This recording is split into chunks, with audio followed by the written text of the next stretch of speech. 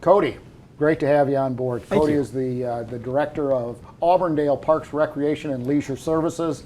All the great stuff that goes on in the city of Auburndale, which many consider a model city, following in the footsteps of Bobby Green, who is the longest running city manager in Florida history, actually. And you were one of his hires, Cody. You were formerly with Polk County Sports Marketing. I was.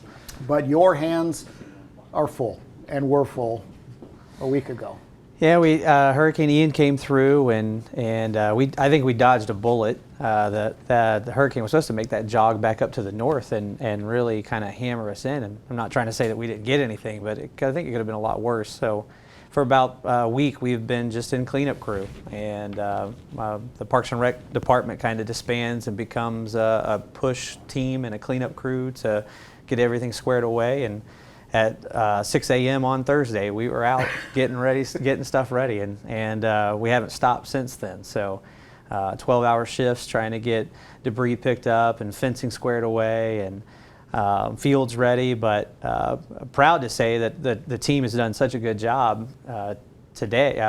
Yesterday actually, we opened up all of our athletic fields for our youth sports, and then this weekend we're going to resume schedule and get back to tournaments. So we really only missed one tournament weekend and about 6 days of youth sports, and then we're back on track. So the team's done an amazing job.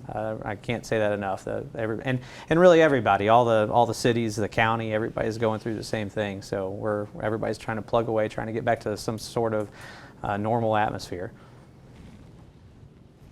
That's that's great to hear. I mean, it takes team effort. Obviously, It does. And you do have a great crew there in Auburndale. What you talked a little bit about it, but what for the viewing audience in regards to city, you talked a little bit about sports facilities and so forth. I believe your softball complex is down for a bit because of FEMA utilizing that site. But what other things there in the city are impacted currently and still going from hurricane?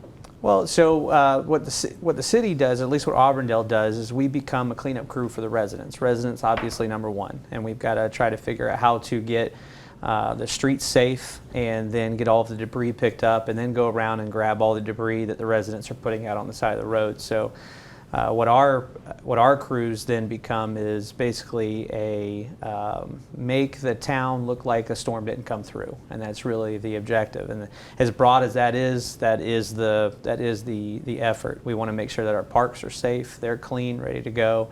We want to make sure that the streets and the roadways are cleaned up and safe to drive. And then we want to bring back some sort of normal atmosphere with everyday rentals. We have several building rentals that we rent out for parties and birthdays and those type of functions. And then we have our athletic facilities. So the real goal is to try and get back to a normal atmosphere as quick as possible.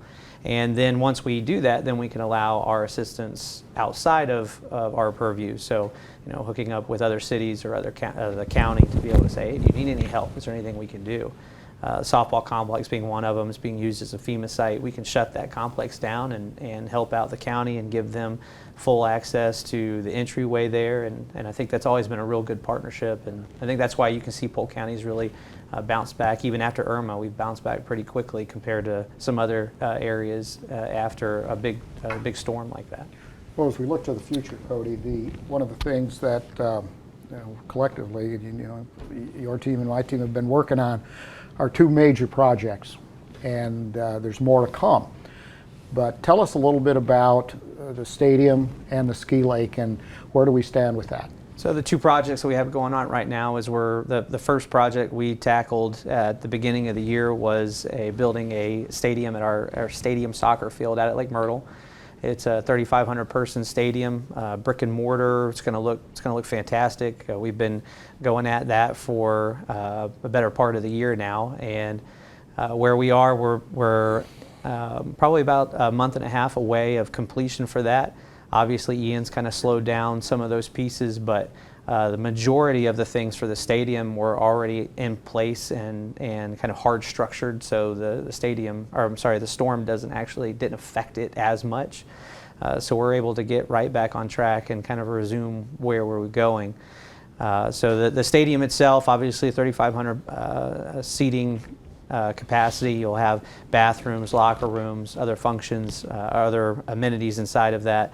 And what that does is that really just kind of just diversifies what we can allow at the soccer complex of Lake Myrtle, being able to grab some events that need locker rooms to be able to function, some of your high school events or some of your higher level competitive soccer events that need that function. So that allows us to really go after things that we just could not go after prior. So by the end of the year, we're going to be in really good shape there. The ski lake, which is more of water and sand and dirt, obviously Mother Nature kind of controls that a little bit differently. So the ski lake itself, 2,000-foot long ski lake, be able to hold many different disciplines of ski as well as other functions. And I say that word diversify. It really allows us to go after things that soccer fields, baseball fields really don't allow us to go after, and it gives us an opportunity to try some fun things. But we're looking at pretty much the same window. Probably in another month we'll be wrapping that project up, and kind of being able to figure out what we can put there and come up with some real neat ideas. But the storm didn't really affect us too bad. It's more just trying to go in and making sure erosion around the sides and the bottoms are taken care of, so we know what we're getting into before we start our tournaments. Wonderful. Yeah, I know that's been big anticipation. The stadium. When's it going to be done? When's it going to be done? When's it going to be done? I know that's going to bring another level of events to Lake Myrtle now that we have that stadium, and then the ski lake as well. I mean, that's it just keeps growing.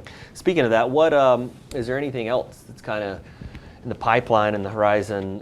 Whether it's at Lake Myrtle, City of Auburndale, any other things that are kind of in the process of potentially coming about in the near future? Well, obviously everybody's growing, so Polk County is growing every day. The City of Auburndale is growing every day, so we're getting more and more residents. We're also getting more and more opportunities for events that we really need to capture. So one of the projects that we're hoping to see come to fruition soon is the addition of 4 more collegiate soccer fields to be able to allow for those bigger and better tournaments. Whether it's through Florida Youth Soccer Association or a group that comes through Polk County Sports Marketing. It really allows us to capture a level of event or a size of an event that we can't currently capture with just our 11 fields.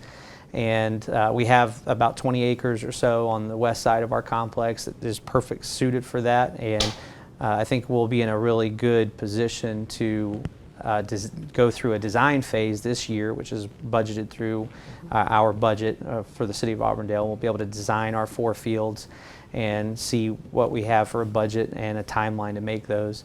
We also, at the same time, will be looking at 3 youth football fields on the south end of Lake Myrtle. What that will do is allow us to go after more of a youth aspect for our youth football program in the City of Auburndale, but also opens up an opportunity for us to do some more things, more different type of tournaments that are coming in, and really just opens up that diversifying the complex a little bit more. Well, there's a lot of things on the certainly in the works right now with the ski lake. We unfortunately had to, because of Ian and water levels and some other things, unfortunately had to cancel it, but that event was going to be moved to March, or is going to be moved to March, possibly the first week of April, which I think would be phenomenal opportunity. And in fact, it was what we were talking about. In fact, you and I were talking about it would be the 14th and 15th, but that partners up really well with the Auburndale City Fest.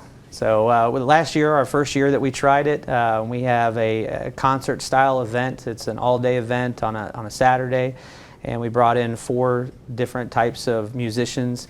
And it was in May this past year, and we found out that May really was a harder time for the weather, and we got rained out in our last act. But we came back and said, let's push it back. What's a date that we have available at Lake Myrtle that can operate that type of event? And that second weekend of April ended up being the perfect week. And so you and I got together and said, hey, let's, we've got the ski lake on the south end.